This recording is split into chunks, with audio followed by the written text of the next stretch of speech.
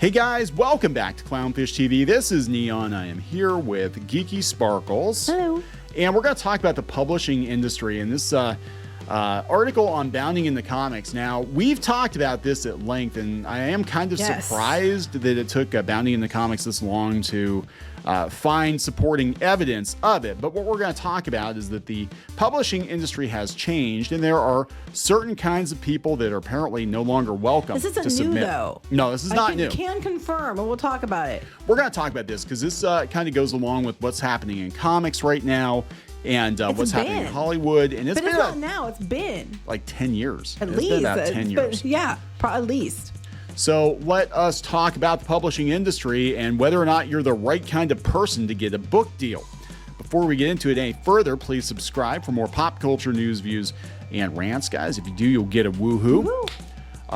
So yeah, we can speak to this because at one point in time we had a literary agent big literary agency that we were represented by. We're talking 10-ish years ago. And we were, pitching all kinds of projects, pitching all kinds of books. And then one day, everything changed. It wasn't one day. I think the reason he picked this up is because he thought you were black. Well, okay. That was a woman. That might have been. That might have actually been. Because I know when we sent the headshots over that one time, there was kind of like a, oh, okay. That's not exactly what. We thought your name was Kaneen, and we thought... Yeah, that was actually your name, and yeah. So anyway, the publishing industry now, being as it is, I believe everybody should have an equal opportunity to submit their manuscript. Agreed. I think that the best writers should be offered deals. Agree. It doesn't matter what your gender or your race or whatever is. I think good authors should be rewarded with, publishers taking a chance on them, right? That being said, publishers will take a chance on literally everybody except, well, we don't want those stinky straight white men because we got too many of them. It's once again, it is discrimination. I'm sorry. Yeah. It's discriminatory. But it is what it is, and we can speak to it because we've been there. And it's not even just white men. It's just like if you are a straight, married, white couple, how oh my God, how dare you? Yeah, it's very unfashionable now to be... It's been. Well, by now, I mean, that's like what I'm saying. People, within the last 10 years. Yeah, I'd the say books within the last 10 when years. we were in there, this was just starting. We got in right when it just started, that they were doing this. And it was like, it just takes a few years for stuff to come out. Yeah. So you didn't start seeing it actually hit the shelves until probably like 2016 or so. And then that's what it became. But at this point in time, it's like they're so focused, hyper-focused on diversity and inclusion that, they're acting like we need to have representation, but that's all you see now. That is it. The mainstream publishing industry is now, it is completely saturated, especially the YA scene is completely saturated with diverse voices to the point where it's not even diverse anymore because it's mostly the same kinds of people putting books out. And look, I'm not faulting anybody for getting a publishing deal. If you can get a publishing deal, you take that money, right? But it's not worth it. It's not worth it.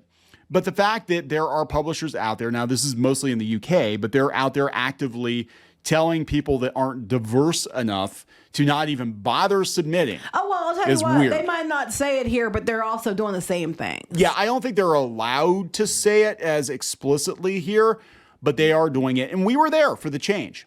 It was like, you can be the flavor of the month, and then all of a sudden the switch gets flipped and you're no longer employable. It was funny, without going into detail who the person was, there was a person they had that is, very, very, keeps adding to their checkboxes every other year. And this person, you had said about seeing if the agent could help you get something, and they turned around and got it for this diverse person. And then they also were using your contacts to call to get deals. There are people that were representing that we were working with. They were calling them, cutting us out to get deals for this other person. Yeah, I mean, I won't go into a whole lot of detail, but it might have been like, hey, I've got years working on a certain property with anthropomorphic ducks, and I've got street cred for it. Could you make a few phone calls on my behalf to see about me maybe working on the new animated version of that? certain property. And yeah, we made a few phone calls, but I wasn't the one who got put on that. And then when you were property. working on certain comic book covers with anthropomorphic ducks, Yes. at a certain company that has since hit rock bottom, they used your editor there to call to get more deals for the same person. Yes. So yeah, I'm not going to name who it is, not the name. Yeah. So yeah, there's a little bit of inside baseball here, but needless to say, especially in comics, especially in animation here in the US and the YA scene for sure, you have to be a certain kind of person, and just straight white folks just not trendy enough. You're just not trendy enough, and they will actively reject you if that's what they think. My personal favorite was they were looking at Shadowbinders, okay? Yes. Which ironically, we've gone and made way more money than they ever would have paid us. Oh my God, yeah. They were looking at Shadowbinders, and they already knew the story. The agent already knew this stuff, knew about it, and then we had read it, had seen it, been given stuff. Then they kept stalling us out, and then the white, which ironically, white guy. Okay, the agent was a white dude. That's how he keeps his job. Right.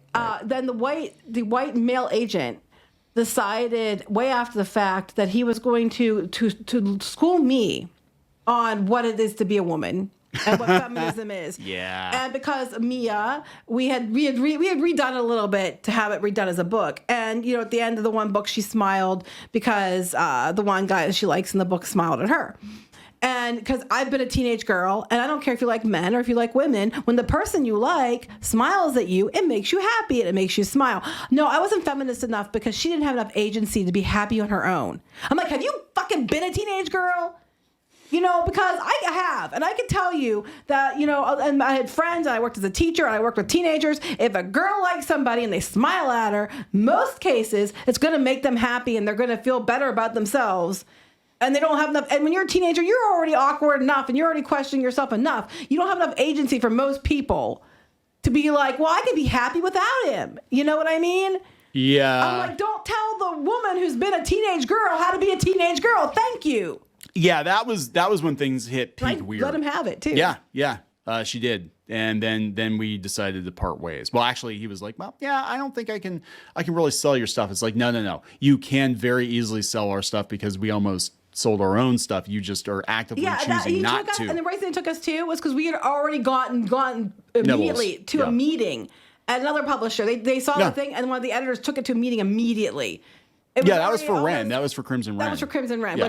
We wanted to do Crimson Ren, and he wouldn't pitch that one for whatever reason. It was just so weird because Crimson Ren would have been perfect. So we've done this. We've had the agent. We've had the signed papers. We've been pitched to like all the big publishers for young adult novels. We've done it. We've been there. Yeah. So this is 100% true, even if it's not explicitly stated as much here in the U.S. as it is in the U.K. And people would probably look at us and be like, well, you're just bitter because you didn't get a book deal. It's like, no. We watched literally as this person stalled us out. And then all these people that were, had check boxes galore suddenly got picked up by this person and he was promoting them and they were all getting book deals. And it's also on the editorial level. It's also on the, can confirm. With the librarians and stuff and the books that they push. And, that whole scene, that whole publishing scene, especially in YA, which comics ties into, is locked down. And it's not just us. There are other people that had sizable audiences when we were pitching Shadowbinders as a reboot that also came to us behind the scenes and said, yeah, I had a very similar experience, with some of the same people you're talking about, but I wasn't trendy enough. That being said, there's nothing wrong with having books that are out there for, minority groups. No, not at all. Nothing wrong with that. But the problem has become that only that is getting through. And then you're having the opposite problem. I would recommend that people should be allowed to pitch things maybe with, your last name or whatever. And they have to just judge it based on merit. Yeah. That, crazy thought. But it's not even enough just to be that you identify that way. All your characters in your book have to identify these ways too. Well, they basically say that. Yeah. So this is Ash Literary. They said that we're actively seeking voices that have historically been underrepresented. No one's going to buy your books. I'm sorry. Particularly with tropes that are often said to be overdone. For example, we're not interested in stories about able-bodied World War II evacuees, but would welcome that story from a disabled LGBTQ+ or BIPOC perspective. It doesn't matter if it's historic. If it's all of the above. Yeah, it doesn't matter if it's historically accurate, or not. But yeah. So this is the good literary age For middle grade. For middle grade. For middle grade. Okay. Yeah. So according to their own FAQ, a stipulation of the public funding we receive from the Arts Council of England states we can only represent writers who are British citizens or UK residents who also identify in one of the following ways: writers of color, working class writers. What's a working class writer? Everybody's a working class writer. LGBTQ plus writers and writers with a disability. Well, I have asthma and I have epilepsy and I have anxiety disorder. Does that count? I'm an asshole. Well, yeah, but there's no cure for that. I know, it's terminal. Please let me write a book before I die. Anyway, they said, they have to accept submissions from writers who believe that they're underrepresented in publishing. What if I believe I'm underrepresented? What if you believe? I have a red hair. I'm a ginger with blue eyes. I make up a very small percentage of the population. I am underrepresented. I believe that I am underrepresented. Yeah. So, I mean, this is like the worst kept secret in publishing. The UK, I think they're a little more explicit about it because at least they have an out. They have an excuse. They can say, well, our funding depends on this thing. This is why I think they're so mad about Brandon Sanderson when he did like whatever $40 million on Kickstarter because they were like, oh my God, straight white guy. We can't have that. So what? This might have books people like. That's what I'm saying. And not every book that's written that people like is all done by men. Or straight white men either, you know? Well, you said about the name J.K. Rowling. The reason it's J.K. Rowling and not Joanne Rowling is because she was afraid she wouldn't get picked up because she was a woman. Well, here's the thing. It's like, well, if I would suddenly decide to call myself something different and wear your clothes, do I get to, if I get to still keep being a girl, but say I'm non-binary? Because I have it happen in Hollywood. I'm non-binary. I'm they, them, but I still do everything else that identifies a certain gender. But I say I'm non-binary. So if I say I'm non-binary, does that mean I get a book deal? Yeah, there you go. I mean, as a kid, they keep doing in Hollywood. Yeah. Well, this is Julie, who's clearly a white woman, but she's a she-they. She works across the agent's various lists. I'm she-they too now. Okay. That means I get a deal. Sure, okay. there you are. You are. I'm she-they now. I decided. I'm she-they too. Okay, great. Hot damn, that'll work even better. Don't question my pronouns. You're not I am she-they. Because I said so. I said so. That means I am. He might dress like a dude all the time. I'm sorry. She might dress like a dude all the time. And act like a dude in every excuse me. Possible. Excuse me. It's ma'am. Excuse me. Excuse me. No, I mean, there are people that legitimately, I feel like they identify as non-binary, but unfortunately, we've seen it a lot where people suddenly change genders or identify as non-binary to stay in the industry. Name only. Okay.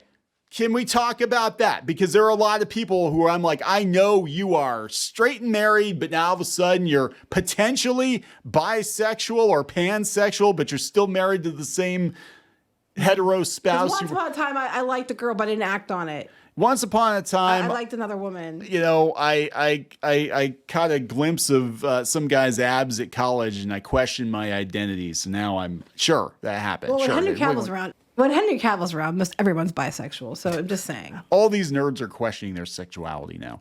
But yeah, so this white woman spent time at BLM. Oh my God, are you serious? She was, yeah.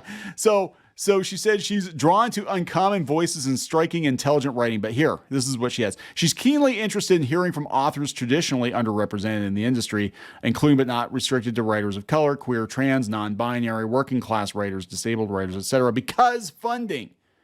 Because of funding. This is a, let's see, Nina Leon. My inbox is a safe place. Share your beautiful stories with me, but only certain stories from certain people. Like this is again. What was the list of stuff that they were looking for though? Go down here. The list, I want us to keep going. I want to see the list of what. Okay, here. Historical fiction, particularly the 19th and 20th centuries. An alternate history. Yeah, you'd have to. Like every Netflix show. Gothic fiction, regional Gothic, a strong sense of place. But as long as it's not white, dynamic-led friendships, families, such as dramas with high emotional stakes. As long as you're a certain person, type of people. Syrian contemporary fiction centered on themes of identity and belonging, but only if you've been questioning your belonging and you identify in these ways. Speculative science fiction addressing the relationship between humanity and technology. If you want to get it on with robots, that's going to be a new category. Dark westerns.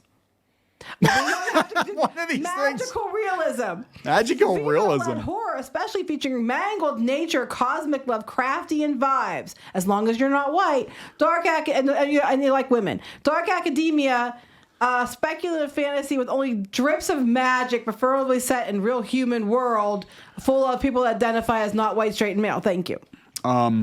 Yeah, so this is all performative. This is what's so weird, because the people that are doing this song and dance, 95% of them are white people that 10 or 15 years ago would have been like, we don't give a shit. But you know what's really not fair? Huh. People that are really legitimately good authors that happen to identify different ways, everybody's going to look at them and say, you got published because you identified that way, not because they're good. Yeah, and that's what's not going to be fair. That is actually very true. And that is the unfortunate side effect of this. And what's even worse is, and we've seen this firsthand, especially in animation. We've seen people that are like, they happen to hit one of those check boxes, but they're actually very, very good. But then everybody looks at them all of a sudden like they're a Make-A-Wish kid. But then beyond that, if they don't toe the line politically with what they're supposed to do. Well, I was going to say, like they said about World War II stories, but especially from a perspective, what if you are somebody who is a gay man, a black gay man, and you want to write about a World War II story about somebody who is like, an actual person that,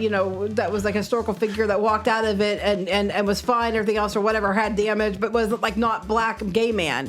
Are you allowed to write that story? Because you might be the right check boxes here, but you don't have the right check boxes in your story, and it actually makes it harder for these people to get published too. Alternate history. He was Hitler's secret lover. There you go. I'm sure it's been done. But I'm just saying, it's like, so it's not like, well, you only have, it's actually going to bite people in the ass and not in the book. I'm just saying, because you've got these people that are going to be looked at as they're only getting looked at because of their identity, and then they're going to be judged because of their identity. You only got published because of this, especially if the book isn't good. And then if you identify as a different way, they're telling you can't even write about characters that are, white, straight, and male, World War II, unless they're in a wheelchair, because, even though you yourself identify differently, you can only write about that too. So that's limited. It's so limiting the whole way around, and it's really kind of asinine. And I feel bad, in a way, but I also am kind of pissed because I've been there and I got treated this way, even though I'm a minority as a woman, because I'm married to an asshole and we're both white. It's terminal. You won't be married to me for long. Don't worry, Henry's out there. He's waiting. All right, we're gonna wrap this up. Yep. Please subscribe for more pop culture news, views, and rants. We'll talk later. Bye.